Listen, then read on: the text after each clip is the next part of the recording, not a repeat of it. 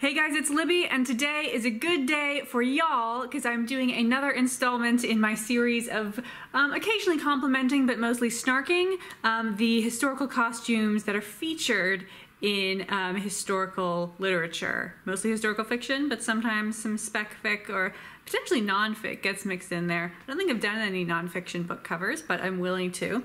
Today we're going to be looking at the work of Alison Weir, who writes historical fiction. She's doing a big series about the 6 wives of Henry VIII, so we're going to do them, but before that she's also written a book about Eleanor of Aquitaine, so we're going to take a look at that book cover.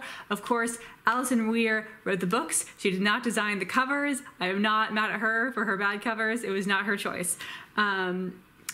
And this is the final request that I have gotten for this series, so eventually I will go back to visit my mom in like late summer and I can use her vintage romance novels for some more fuel. But if you want something before then, you're gonna have to tell me what authors or what books you want me to do. So yes, I am holding this series hostage in order to get your comments. You guys know me, always concerned about the optimization of my analytics. So as I said, the first book we're going to take a look at is Captive Queen, a novel of Eleanor of Aquitaine. Here's the cover. For some context, Eleanor of Aquitaine was living in the 12th century, which means all of this is so very wrong. The big thing, of course, is that the hair is down. You would not wear your hair down before, like, and uncovered before the year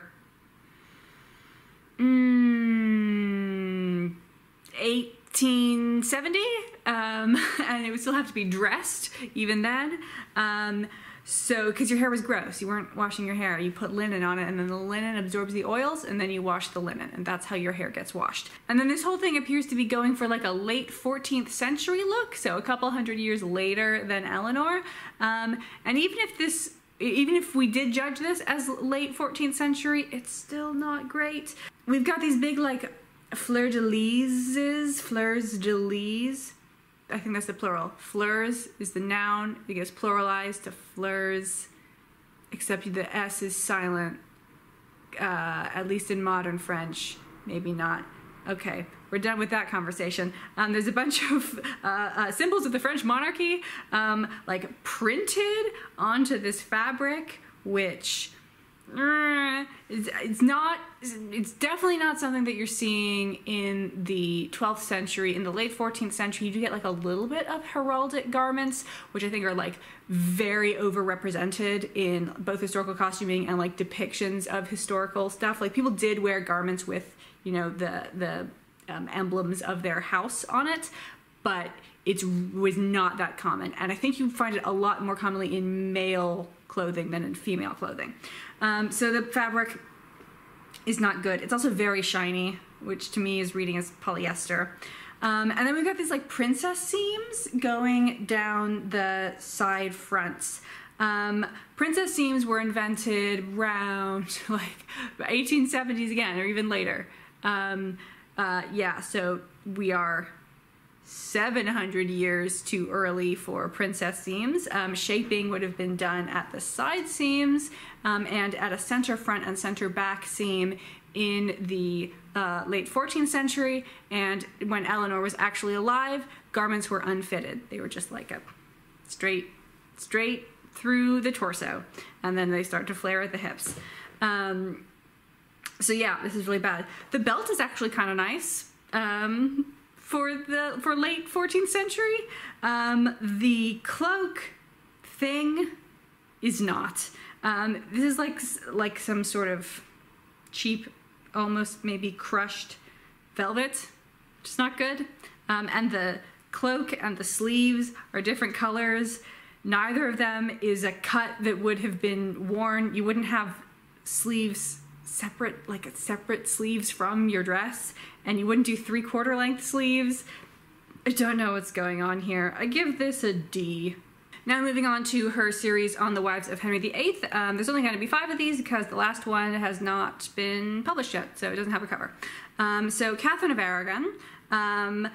First off, the first thing I noticed about this dress is that I have seen it before. It was, I think, originally created to go on an extra in the film Elizabeth the one with Kate Blanchett, and it has also appeared on other book covers. So this got into somebody's wardrobe department acquired this, and they do both films and book covers. So if we're looking at this as a picture of Katherine of Aragon, they did a good job in that they made her a ginger. She was actually ginger. For some reason, she gets portrayed with black hair a lot. So good job there. However, her hair is down, so you know that negates any points that you got for getting it to be the right color. You may also have noticed that I said that this dress was originally created for the film Elizabeth, which is set decades and decades after the death of Katherine of Aragon. So this dress is like way too late for her in her youth to be wearing. The sleeves are too narrow, the shoulder seam is too high. You wouldn't have this kind of shoulder decoration in like the 1510s through 1530s, which is when Katherine was doing her thing. She's wearing either like a big red bow or a shawl, neither of which makes sense or is good. So like this is not the worst. C minus. The fabric is good. I like the fabric, at least on the main green fabric. The skirt fabric is okay.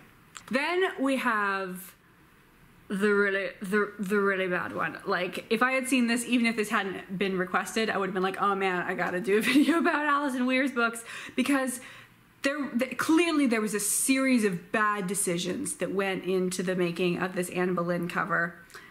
Just look at the back. Just look at the back of the dress. We're not even going to worry about the historical accuracy of it. We're going to worry about how it looks bad. It looks so messy. So here's what I think happened. This is a theatrical dress. It's not meant to be seen from the back. It's meant to be seen from the front.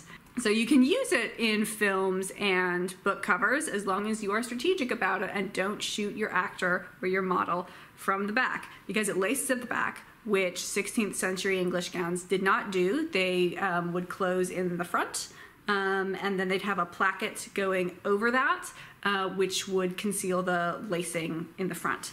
But closing in the back does make it more easily adjustable and easier to put on. So you can get away with that as long as you're being secret about it.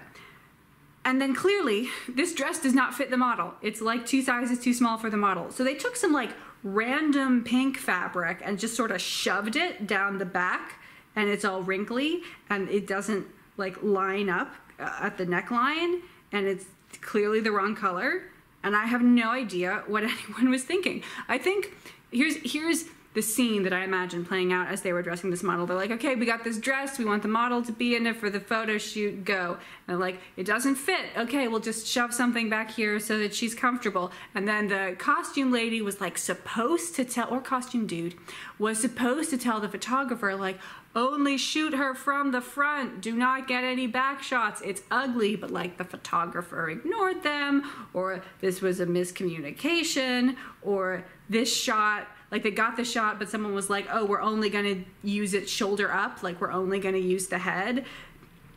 This was never meant to see the light of day, and it is truly a travesty and a series of many failings by many people that anyone is looking at this right now. This is so bad. There is one upside though. The grommets, or the eyelets, which are the little holes that the lacing thread goes through, are thread bound, not metal bound, which is historically accurate. Good job. On the other hand, I do have to mention that this is crisscross lacing, which is not going to become a thing until like 19th century. They would have used spiral lacing. Now, looking at the fabric, it's kind of slubby, which is a term used mainly for silk, but it can also apply to other fibers, where there's like lumps where like the thread got extra thick. And a lot of silk that you can buy nowadays is called dupiony, which is a very slubby silk, which like slubs are an imperfection, and so they were kind of like not good fabric in ye olden times. So if you did not want to get slubby silk, and if you're buying silk as slubby as dupiony is, you would probably just be buying wool. So this, I can't get close enough to determine if this is like full-on dupiony, But it's definitely a very slubby silk, and that's not good. The cut is not the worst that I've seen. It has this nice square neck thing going on, and the sleeve shape is good with the turned back sleeve at the end. I think it should be turned back a little bit farther, and I'm not loving the fact that they used like a brocade as the under fabric. That doesn't look quite right to me. And all of this gold trim is kind of ugly and cheap looking, and it shouldn't be around the arm's eye. You can have it at the neckline. You can maybe have it at the sleeve, but not around the arm's eye. Her headgear is quite a good shape. It looks kind of cheap, but I'm only gonna get but so mad about that. I can't see a little bit of her hair peeking out the back, which means her hair is just down under this French hood. It should be up under this French hood. And actually, like, having a bun will help keep your French hood in place. So, you know, if you're just like sitting there having your photograph taken, it's fine. But if you actually wanted to like move around, it would just slide off the back of your head if you didn't have something getting in its way. Okay. So yeah, this is also a D because that back situation is just so bad. And now moving on to Jane Seymour. First thing, obviously this hair is not good. I mean, it kind of looks like Jane is in a private moment in this scene, so maybe she wouldn't have all her hair done and have all of the headgear on. Her hair is up in a bun, but damn, is that a messy bun. Like, I don't know, maybe she just got up, put on her gorgeous gown, and then didn't do her hair. But this is definitely a hair that you would have slept in. No one would attempt to dress your hair in this messy of a bun, and if they did, you would fire them.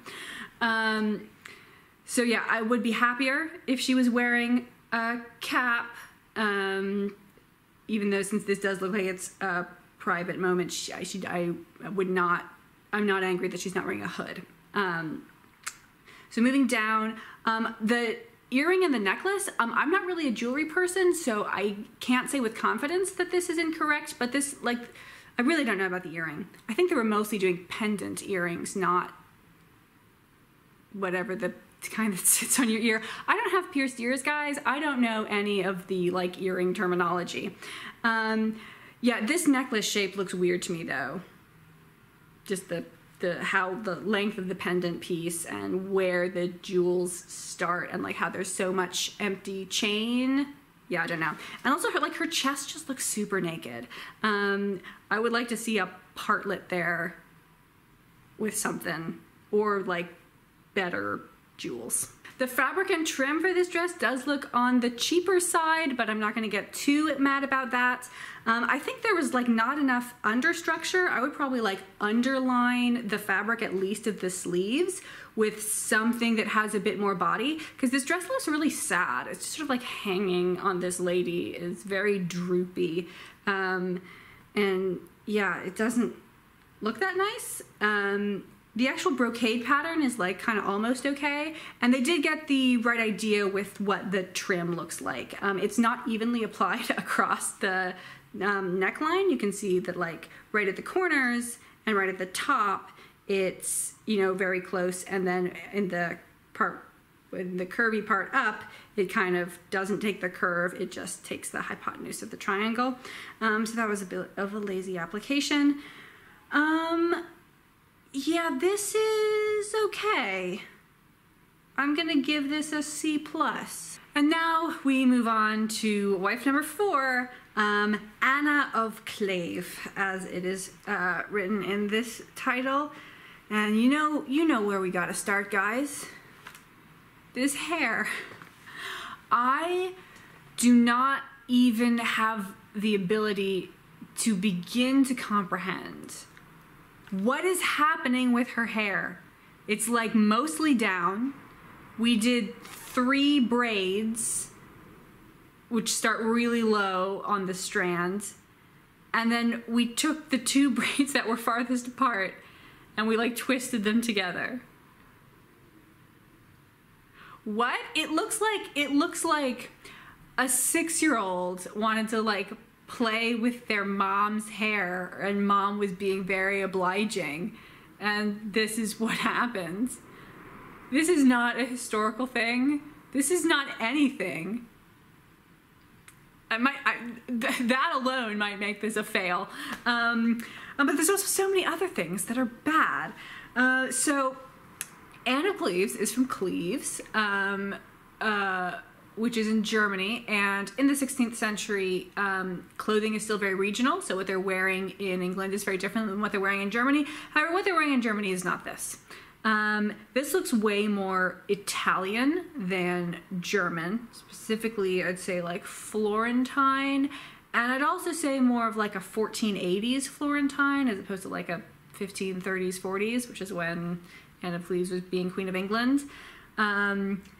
And then let's break it down. So she's got this like shift thing on with a drawstring neckline. That's a no. Like, that's just a pointless waste of fabric when you can make a neckline that actually fits you. It's also purple. Why? I do think that this purple was done in post because I found another picture, which I believe is from the same photo shoot, because why would anyone do that hair twice, of this garment with the sort of shift thing being white. So I think that's what it originally was, and the cover designer decided to make it purple for reasons that are utterly unfathomable to me. And then this high waist, the tie-on sleeves, these are all very Italian hallmarks. Here's a portrait of actual Anne of Cleves. She's not wearing anything like this. I mean, it does have the high waistline. That's pretty much it. Yeah, I can't see that much of the dress, so I'm not going to nitpick too hard on it. But, man, the things that I can see are just so bad. Fail. Yes, fail. Okay, and last one for now is Katherine Howard, Scandalous Queen. It's one that's not horrible, guys. It's one I can say good things about. So Katherine does have her hair down. However, Katherine Howard was like 16 or 17 when she got married to Henry VIII, and it's entirely plausible that this book is starting before, a couple years before her marriage. And if you were like a young girl, you could get away with having your hair down because, like, I guess puberty hadn't happened, and so you weren't all like greasy and stuff. So I'm actually not going to complain about the hair here. The necklace doesn't feel right to me, but I don't know enough to say definite no. She does have a little something going on in the neckline with like white, like white stuff. Normally you'd have like a partlet or your smock like sticking out a little bit just to protect your skin from the dress and the dress from your skin, because your skin is gross. So I like that there is something there. However, the something there looks to be like a crocheted lace, and crochet wasn't a thing until the early 19th century. So, yikes. The fabric is not screaming at me about how bad it is. It's quite subtle. It looks silky. This isn't a fabric I would use to make a 16th century gown, but it's not terrible. The silhouette is a little bit later with this straight sleeve. Yeah, mostly the straight sleeve.